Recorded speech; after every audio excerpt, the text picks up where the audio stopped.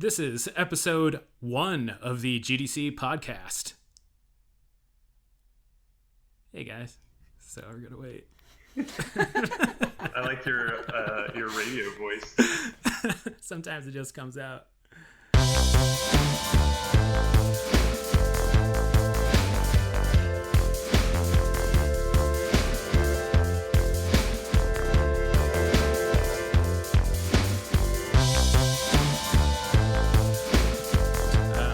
I'm your host, or co-host, I suppose, Kris Graft. I'm editor-in-chief of Gamasutra, and I'm joined by...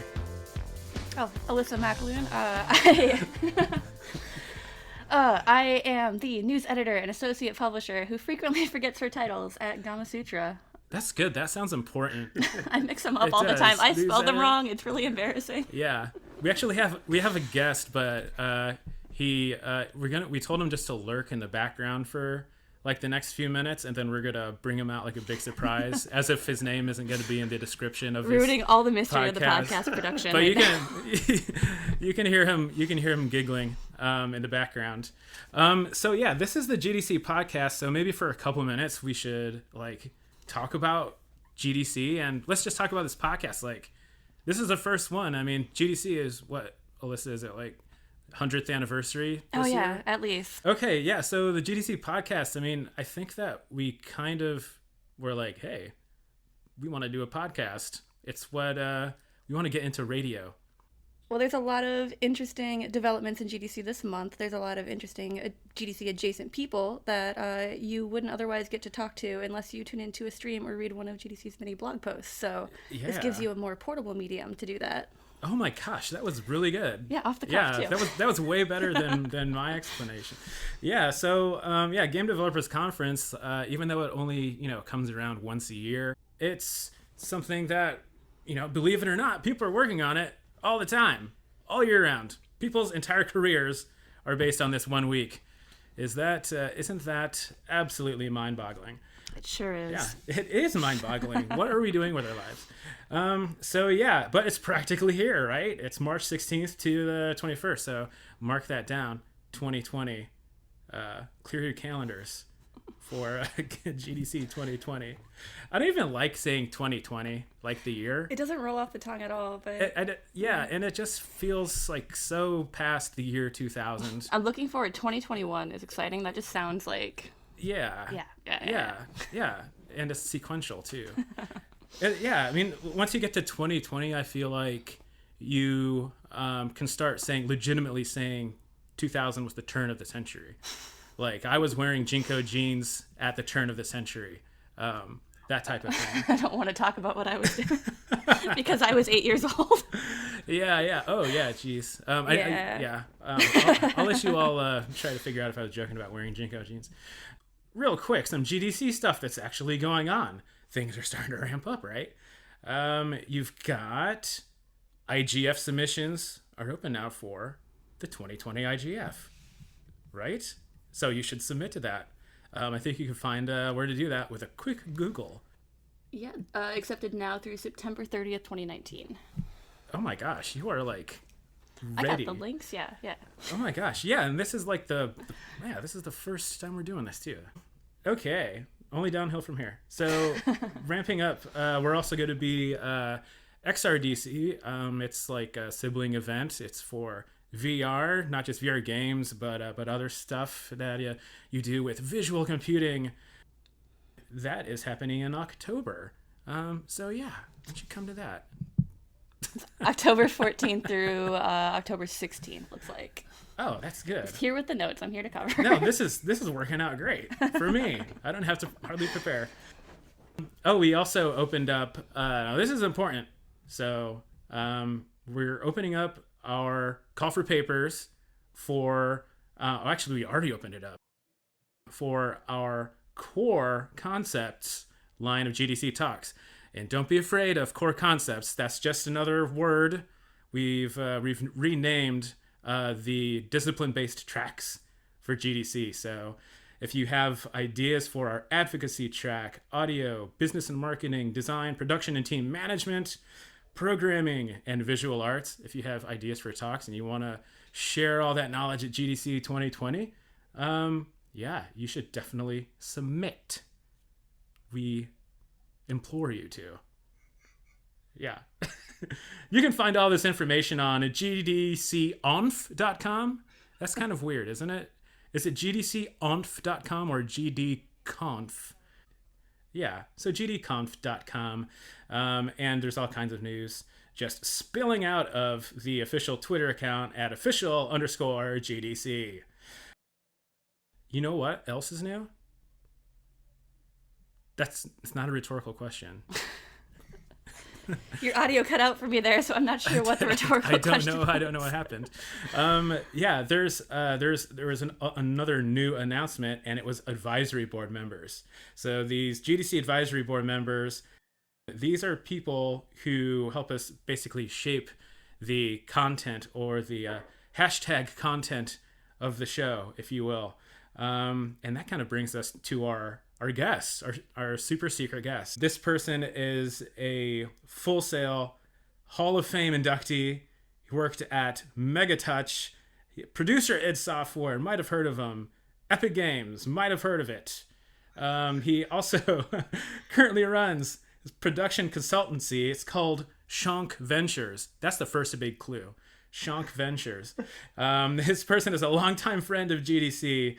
He's been a CA, he's been a speaker. Now he's on the advisory board.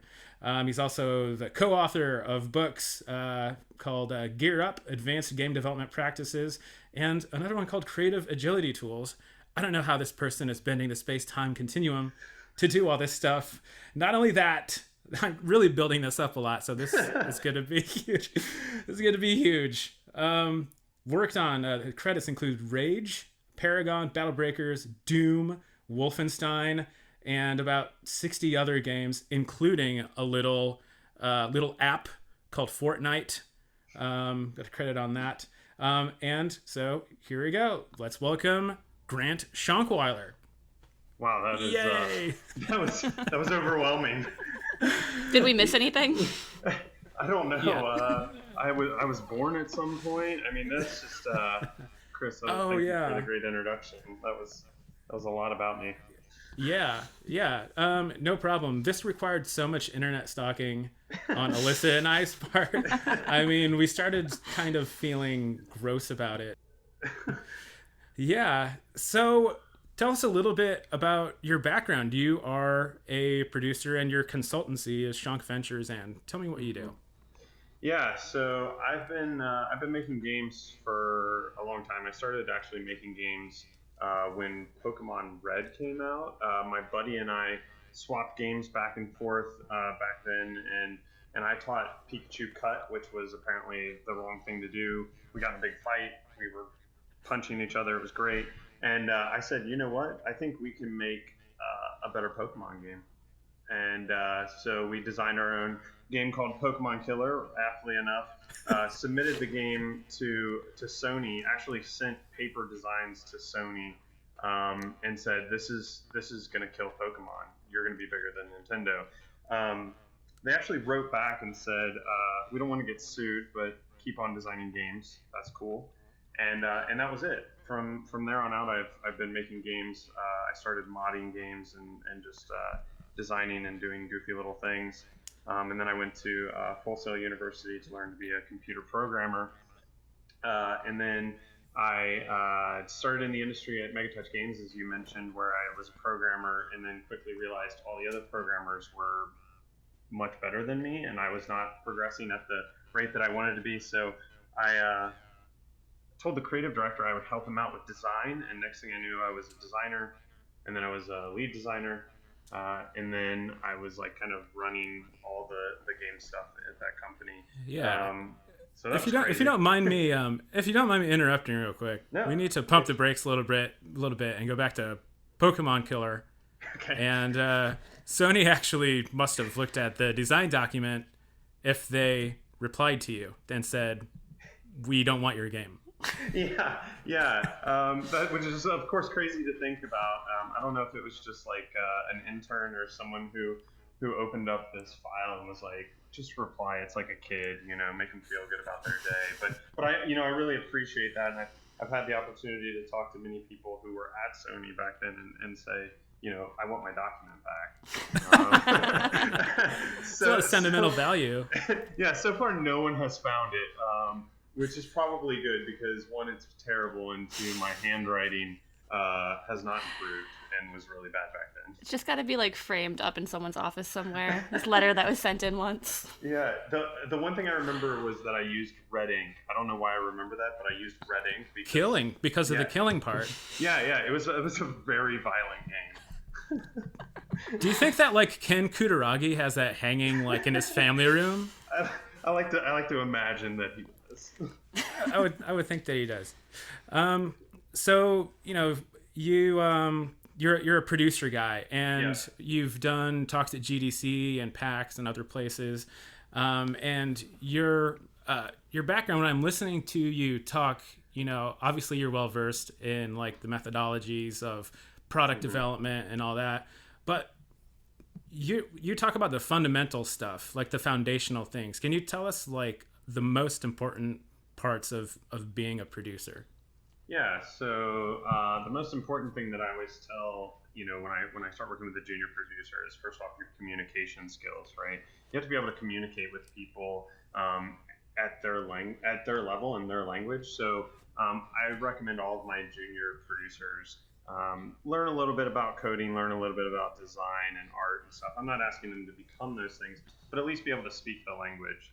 I often tell them to do the thing that I do, which is like, I'm not a senior artist. Can you speak to me like I'm 5 and explain to me what bitmaps are or whatever it might be?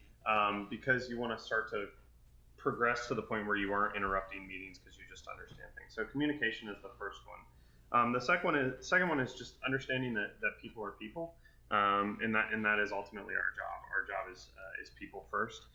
So focusing on people and making sure that they have what they need. Another thing I always tell people when they become producers or junior producers is congratulations, you're now the lowest of the low.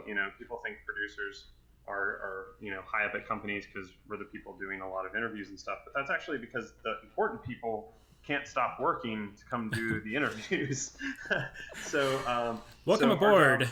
Yeah. So I always say our job is anything from getting coffee to making big decisions, and we do that for everybody, even if they're considered more junior than us on the org chart. So I tell people, in a lot of ways, you're a servant, you're a butler, and you're also a little bit of a camp counselor because people will come to you and complain. So those are like the core basics. If people understand that, then I can teach them how to be at least a decent leader based off that, and I can teach them all the processes of game development. And those are things that you just learn as you make games. But the core stuff, if you're not a good communicator and you don't understand people at a basic level, then you're really going to struggle to be a producer. It seems like humility and empathy are some core parts of being like a leader as far as a producer goes. Yeah, which is interesting because then you like talk me up, and then that makes me feel really narcissistic, and so I have to like bring in the humbleness now, right? Yeah. Hey, great work. Hey, you still suck. Yeah. Yeah. So, you did something like a while ago, and I talked to you a little bit about it at GDC, and you left the game industry for a little bit. Am I getting that right? Yeah. What did you do? Yeah, so I left Epic and took about a 6-month sabbatical, and I wanted to. I won't say I wanted to understand myself or anything like that, but I weirdly have had a job since I was very young, illegally at 8 years old, and then I went to college and then started making games, and I realized I was starting to feel a little bit of burnout, and I was talking to different mentors that I have about burnout, and realized that was coming. And so I wanted to figure out if I could be happy doing something other than making games. And so what I decided to do was just travel around the world and do odd jobs. And that got to the point where I was, staying with friends and building them a new restroom, to working on construction sites in Indiana, to going to New Zealand and hiking for a few weeks, and then ultimately I ended up on an island called Lord Howe Island off the coast of Australia that my friends own and was working on a farm for a while. So that was probably the culmination of it. Oh, the friends own the farm, not the island. That sounds way crazier. So I worked on a farm, and then I came back, and Clint asked me if I wanted to write a book with him, and that's when I decided to come back into the industry. And you're talking about Clinton Keith. Yes, Clinton Keith. Yeah. World-renowned production guru. Yeah, that was quite the shocking call when he was like, "Hey, do you want to help me with this book?" And I was like, "I've looked up to you since before I started in the industry." So talk about a humbling moment. Yeah. That was one of them. If not for that moment, do you think you would have come back eventually, or would you still be on a farm on an island somewhere? Yeah, so interesting thing about that was I was on that farm, but I had already bought tickets to the next GDC. Yeah. Nice. So I wasn't like I'd already like volunteered to be a CA and a conference associate, and I had bought my flights and hotel rooms and everything, and I was like, I'm gonna come back, and I'm gonna be this really weird person at GDC who's like, I work on a farm. But what happened was I started working on this book, and then I was at GDC, and a friend of mine asked me to review some stuff that their company was doing, and then they paid me in an Amazon gift card, and I was like, wait, people get paid to like give other people advice? And they were like, he was like, yeah, in fact, we'd like to hire you to give you for you to like review stuff and give us advice, and that's when I started my company, was actually at GDC. I think a lot of people are like that, right? I have some information, and you're obviously an enthusiastic guy, sharing all of this stuff that you've learned over the many years that you've been in game dev now. People are just kind of like, oh, I can get paid for this, like for my time and my all like these 10 years that I've been like, I can actually make a living off of that. yeah, I've been doing it for free for so long that when somebody was like, I'll pay you, I'm like, is that fair? yeah. I don't know. I mean, your hands are calloused, and your brain has been just through all of this stuff. Hey, so like going off and doing that and kind of getting away and finding yourself. Sure. What do you feel like you came away with from all that? Like, what did you learn? I learned a few things. So the first one was it allowed me to be creative in ways that I have never been before. So I used to write a lot when I was younger, and I wanted to take some time off. So I actually wrote a couple screenplays that I expect will never be made because I've never done anything with them. But I wrote a couple screenplays just to kind of explore creativity in a different way. I also learned that stress is really fairly easy to defeat when you realize that most things that we're stressed about are not important in the grand scheme of things. This is a little philosophical, but when you're hiking in the middle of New Zealand and you're the only person for like 50 miles around and you're sitting on top of a mountain, you realize how infinitesimally small you are in the grand scheme of the cosmos. And so when you think about that, and then you think about like, oh man, our game is broken in X way, you're like, that doesn't really matter. And so we're all going to be dead anyway. Yeah. And so you can either go the very nihilistic route, or you can go kind of the positive route, which I do, which is like, hey, this isn't like as soul crushing as possible. Let's just calm down, relax, and we'll get through it. And because of that, I feel like I'm even more kind of chilled out when it comes to the hardcore process of making games. So that was definitely a big thing that I learned, as well as just learning a lot about myself and ways that I function well as far as sleeping, eating, things like that, because I wasn't in a tight bubble of have to wake up at this time and do this and that and that. So yeah. I wasn't expecting the first GDC podcast to go full galaxy brain, but I appreciate it. Yeah. So, all right. We talked about philosophical stuff, maybe, which is great. I love it, and I think it is important. That's the foundational stuff. Working in a job like game development.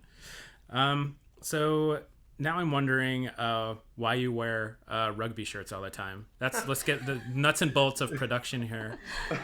I promise I'll segue into the production stuff. Yeah. So what's interesting is this is another GDC story. So when I first started going to GDC in 2008, there used to be a charity poker tournament that was open to anyone, and I wanted to go. And I was a student, and I was like, I don't really have any nice clothes. The only thing I have that has a collar is a rugby jersey. And so I wore a rugby jersey, and weirdly, I guess not weirdly, most of the people who were at this poker tournament were people who had been in the industry for a while, had disposable income, wanted to schmooze with each other and give to charity. And so here I am, this young guy in my rugby jersey playing poker with people and beating them quite soundly because I used to be very good at poker. And I distinctly remember meeting Kenny Young at the time, another GDC advisory board member, and him being like, "You're American, why are you wearing a rugby jersey?" And I was like, "Well, I play rugby." And he was like, "Oh, that's interesting." So fast forward to the next day, and I'm walking around GDC, and Kenny comes over and he's like, "Hey, you're the rugby jersey guy." And I was like, "What?" And then somebody else came over and was like, "Hey, you're the rugby jersey guy." And that's when I was like, "Well, I guess I'm the rugby jersey guy." You have a brand. So that's my brand. So ever since then, whenever I travel to a new country, I try and get a national rugby jersey or a team rugby jersey from that area. And that is pretty much my exclusive wear when I'm doing professional things. I'm even wearing one right now. And other than maybe wearing a GDC CA shirt, most people expect to see me in a rugby jersey. Those are the only two shirts that I've seen you wear. Yeah, I went to visit friends who I had met through GDC once, and I was not wearing a rugby jersey, and they walked right past. And I was like, "Hey, I'm over here," and they're like, "Oh, what are you wearing?" And I was like, "Just a t-shirt." You're completely unrecognizable. There's an Archer episode where he opens his closet and it's all these black and off black turtlenecks, and that's what I'm imagining. It's just a closet, wall to wall rugby jerseys. Yeah, pretty it's much. kind of like Steve Jobs and the Exactly. turtleneck Great little machine, networking pro tip, though. Yeah. So speaking of rugby, Scrum. I mean, what came first, the rugby jerseys or the product development methodology, interest in Scrum? That's interesting. So I've had rugby jerseys since high school, so that one would have come first. And then I remember studying Scrum for the first time in college, and interestingly, there was this whole video that they showed, and it was a rugby player talking about Scrum and agile development, and I was the only person in the room who knew what he was actually talking about, because I was like, "Oh, I played rugby," and then I was like, "Well, this takes one of my loves, which is rugby, and another one, which is video games, and this is a methodology," and I was like, "I guess I'm gonna try and learn and become a master of this so that I can use it everywhere, and then I have a reason to wear rugby jerseys, I guess." Oh my gosh, now I know why you do what you do. So Kit, for our listeners, or maybe even listener, I don't know, this is a brand new podcast, I don't know, can you describe Scrum in rugby and Scrum in product and game development? Sure. So Scrum in rugby is used to restart play. So just like in basketball when they throw the ball in, or soccer they throw the ball in, or if there's a penalty they kick it. In Scrum, in rugby, there are a certain type of infraction that need to be restarted through a Scrum. I won't explain what all those are, but basically what happens is you have 8 players from each team, and they bind together very closely and act as a single engine, a single unit, and they slam their bodies into each other in the most violent way possible, and the ball gets inserted into the middle, and they kind of push back and forth for the ball. It's really interesting that they picked that term for agile development, for development practices. Because I thought you were describing agile game development. No, okay. Oh, that was the really rugby close, part. Really close. But, Okay. And I think it's because ultimately you're taking 8 people of very different body shapes and sizes and turning them into one cohesive unit that can generate power beyond, really beyond a normal person can imagine. And so that's kind of the idea of Scrum. And I'll kind of just describe agile development, which Scrum is one of the many terms and types of that. In agile development, it's about being iterative as opposed to waterfall development, which is like, we want to make a game, we wrote a design doc, and then the artist did this thing, and then they handed the design and the art to the programmers, and the programmers made it, and the game came out. It's more like we have a set of features, and we design the basics of those features, and then the artists maybe do a little bit of their work, and while they're doing that, we're prototyping it, and we're iterating it in a tight loop of maybe 2 to 3 weeks. And in that, you're kind of going in circles. I'm making circles with my hands here. You're going in circles. I could sense it, yeah. You're going in circles where you're like, create, test, reevaluate, and then you kind of go through that over and over again. And what the value of it is that you can very quickly move through things, and things can be more flexible. The negative of it that a lot of people have is if you don't monitor it closely, which is where Scrum comes in, then it just comes to like major feature and scope creep, where people are like, we're agile, we can do whatever we want, and then they throw in a new feature in the middle of the sprint. Scrum is a set of rules and practices that go around that, which I won't get into all of them, that help you kind of prioritize and figure things out in a proper way to make sure that you're not overscoping within that process. Give us the one. What's the best Scrum rule? What's your favorite one? My favorite rule in practice is actually the daily stand up. So I like having a time to get everybody together to talk about things. That's probably the one that I adhere to the most, even though everybody does what we call butt Scrum. It's Scrum, but I do this. It's Scrum, but I do that. But the one that tends to be done by everybody is that one right there, where people are getting together once a day and saying what they're working on, where it's at in the process, and what they're going to work on that day. Alyssa, do you have anything to say about butt Scrum? Well, no, actually, I do. It's really interesting. I knew nothing about rugby Scrum or game development Scrum prior to that explanation, and hearing just that brief description of it has helped like contextualize some of the things I know about other studio structures and from talking to other game developers and stuff like that. So it's all kind of coming into focus with the understanding of Scrum. Yeah, you're welcome. Thank you. And it's fun to say, Scrum. Scrum. Yeah. So when you're working at Shonk Ventures and you're talking to clients and they're saying, please deliver us from the mistakes that we made, what are the most common production mistakes that you see with your clients? Yeah, that's a great question.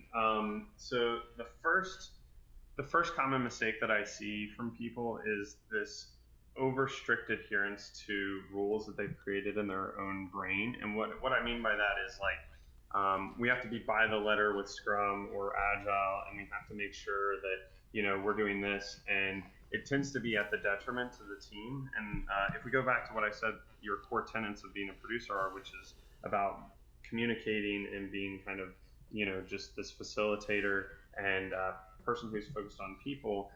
Scrum and Agile tend to cause a lot of problems when they first come in, and people get angry and frustrated. And so what I say is, I actually talk about it in the book, but we call it beachheading a new practice, where you take a small group of people and you have them learn that practice, and then they can kind of change it based on your studio culture, and then they are your champions bringing it out to the rest of the team.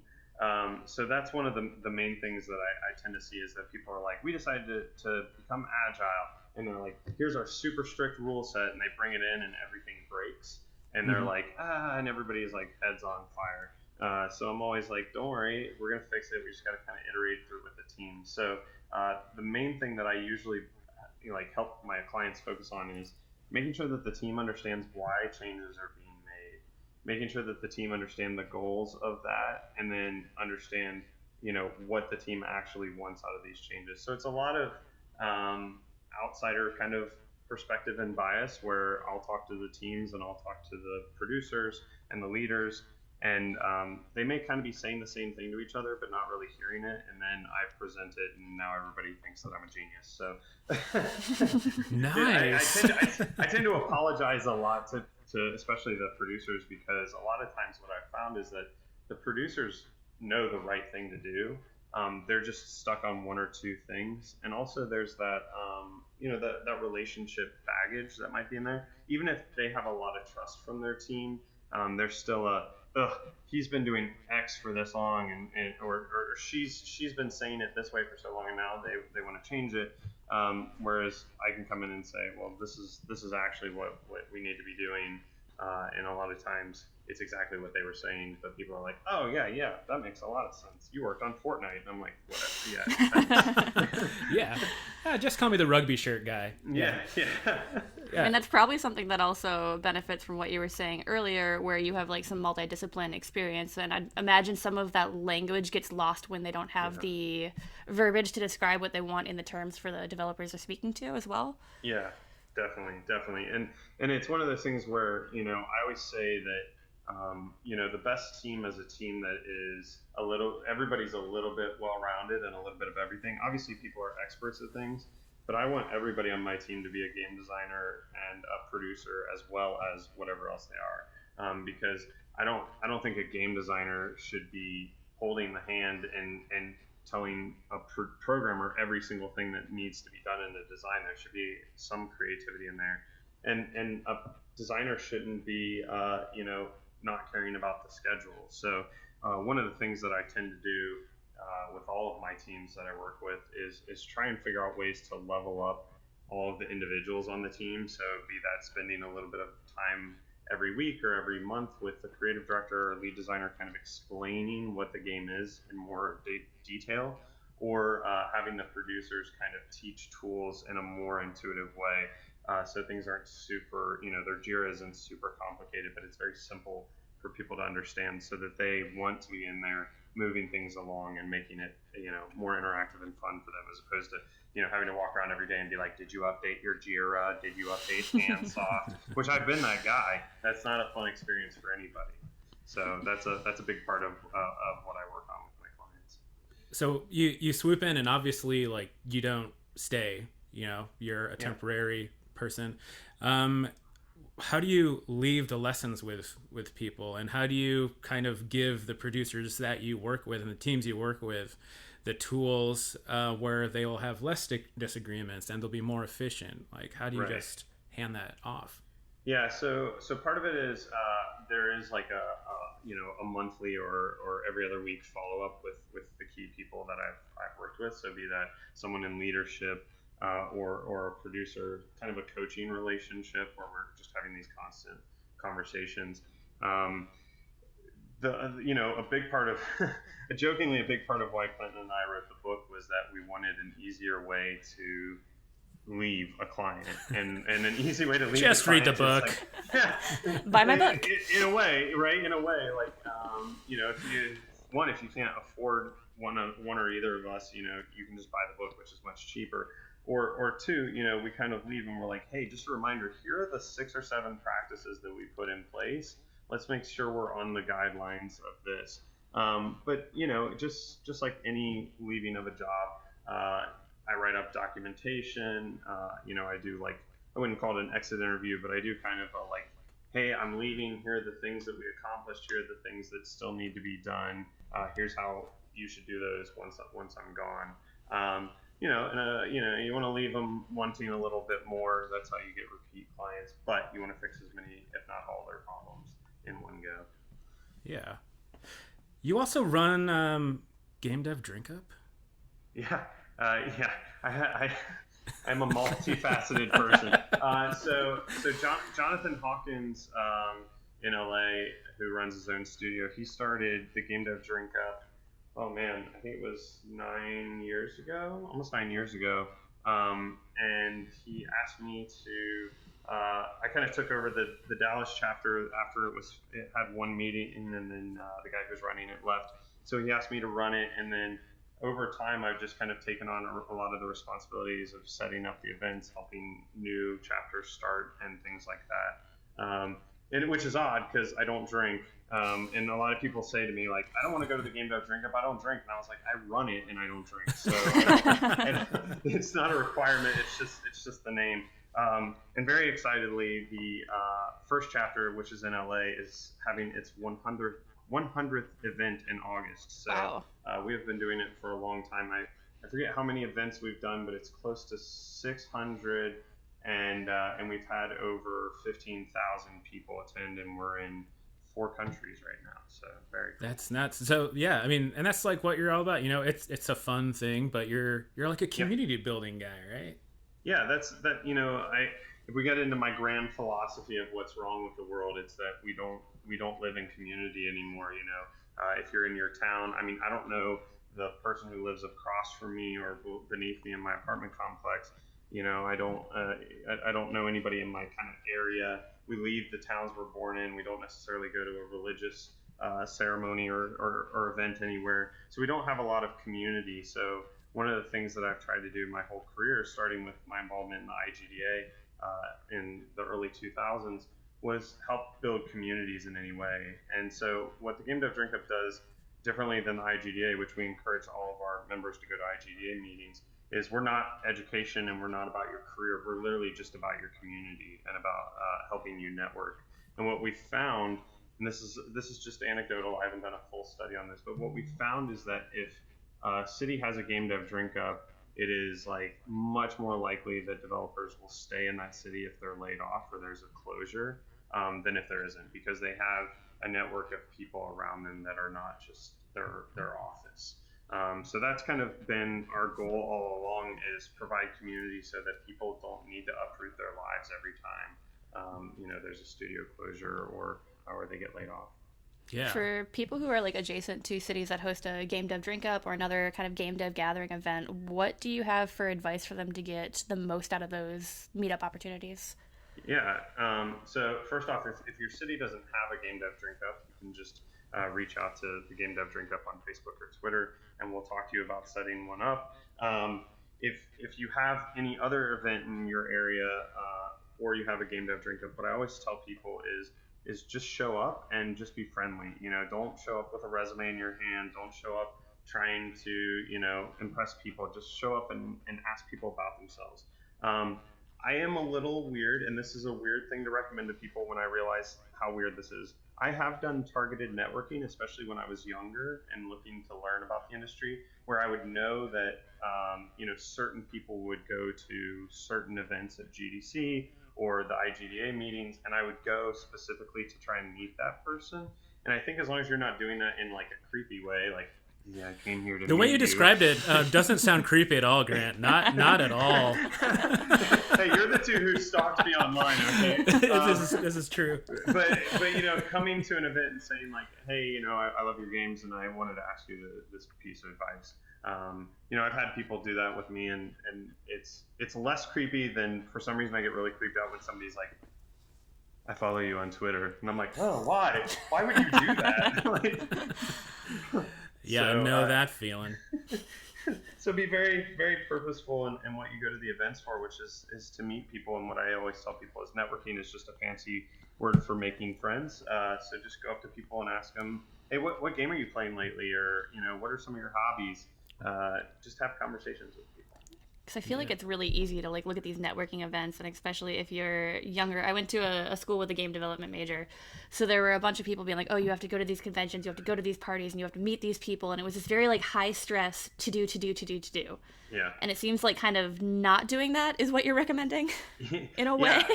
Yeah. Don't stress about it. Yeah. Don't stress about it. Don't think about it as a job interview. Just think about it as a place to meet friends. Obviously, you want to maintain a level of professionalism. If you're going to a networking event, I don't recommend you getting drunk, right? But you can go and have a couple drinks, have a good time.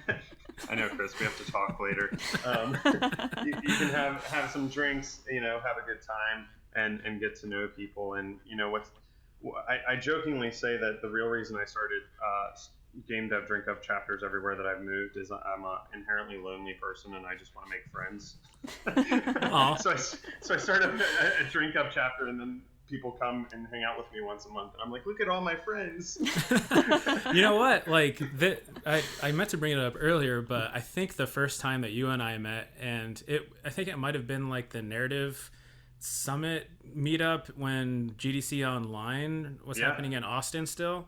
And Grant and I were at this place called the Ginger Man down here. I ended up moving here, and I think that there's a Facebook picture of us somewhere. I think that you might actually be carrying me.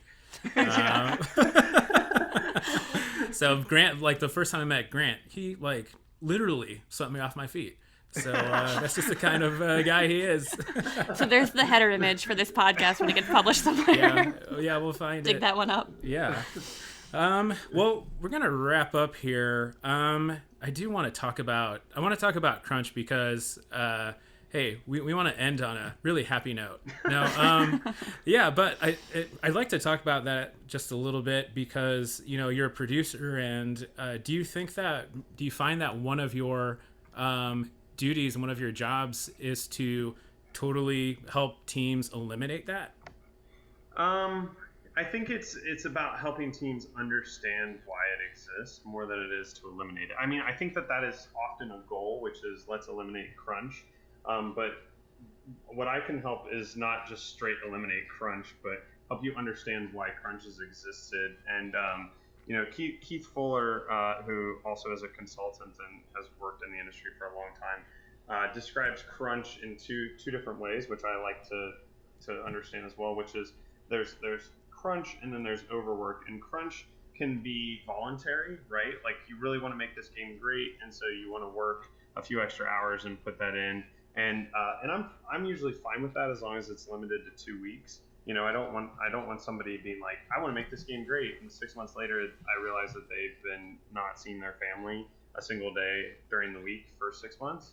And then there's overwork, which is when a studio stands up and says, hey, we have to all be here for 12 hours a day, 6 days a week.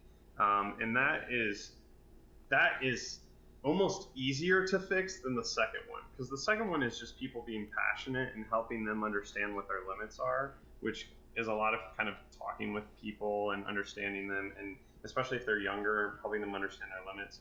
But overwork is the first thing to say is like, hey, we're not going to do this, and then figuring out why you've been doing it. And usually it's not about deadlines, it's about misscoping, figuring out where you can't, you get to a point where you're like, I can't cut anything. Okay, but can we limit things just a little bit? Can we focus on things differently?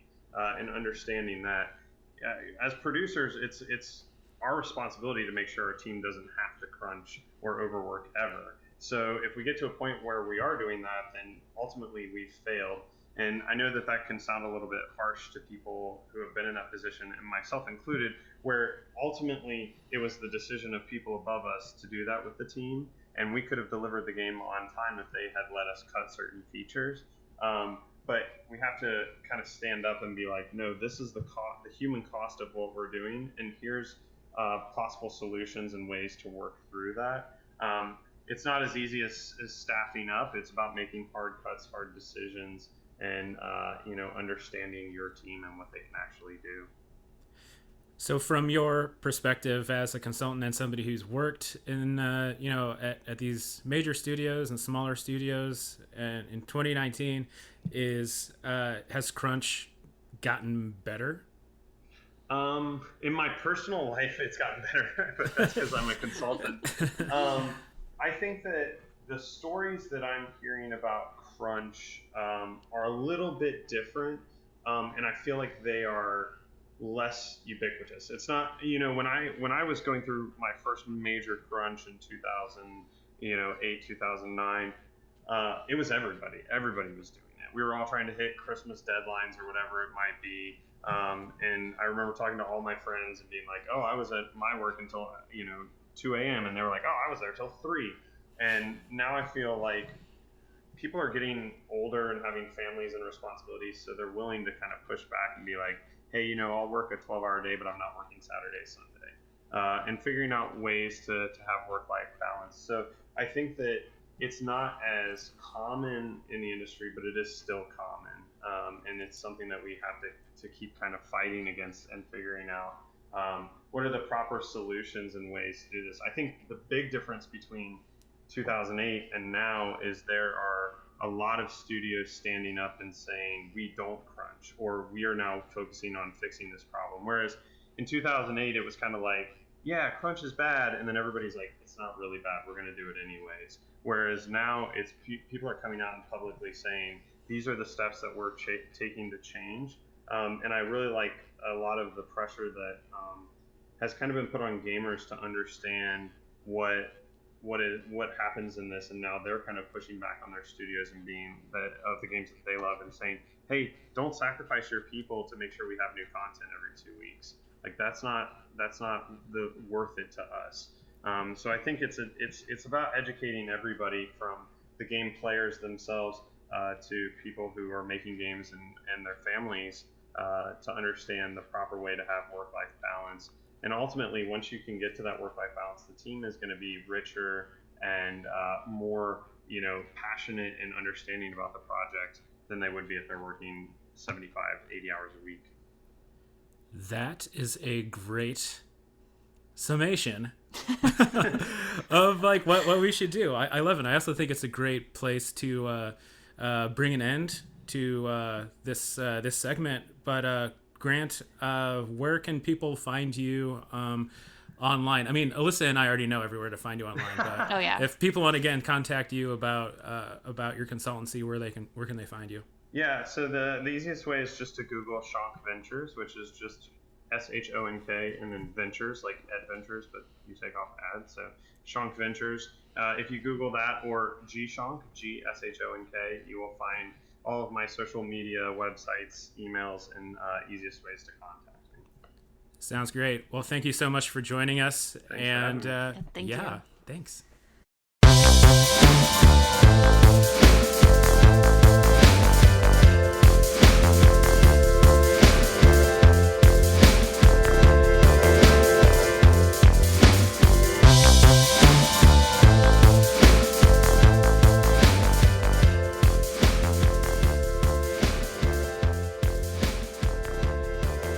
Wow, that Grant, huh? We're still trying to get our editing down on this podcast, by the way. So, you can tell by all our casual banter that we've had throughout the conversation. Wow, that Grant, huh? What an insightful conversation here at the GDC Podcast. Oh my gosh. Yeah, actually, this we're recording this before we even talked to Grant. No, it's after. Alissa, what are your takeaways there? What's going on in your brain after that? He mentioned hiking like way at the beginning, and I've had this just camping itch for just going camping, and then contextualizing that with like, oh, it's this whole creative refresh and kind of figuring out your like de-stressing and figuring out your place in the world. And like throughout the entire conversation, there were so many great things mentioned, but I just really want to go hiking. Yeah, like hardcore hiking, like Appalachian Trail hiking, or go to the park hiking. I got family in South Dakota, so I'm just gonna fly out to the Black Hills and go up to Harney Peak, and it's great. Oh my gosh, Harney Peak. Harney Peak. Tell me about Harney Peak. It's the high mountain with the view.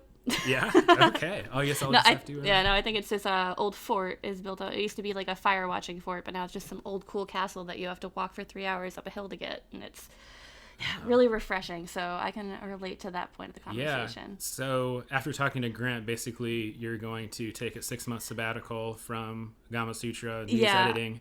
I'm just going to go straight AWOL in Slack, and I'll be on a mountain somewhere. All right. I guess we'll have to discuss that later. Yeah, but it's so good. It's so good to catch up with somebody like that guy. That guy.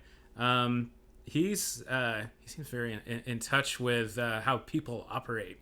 Yeah, it's interesting to get the perspective of someone who has been in game development, isn't like in the thick of it now, but is still in the industry in a way, doing especially the consulting stuff. You have a unique perspective on that, so to kind of like capture that and dig into a little bit was a super interesting conversation. Yeah, and that's got to be difficult too.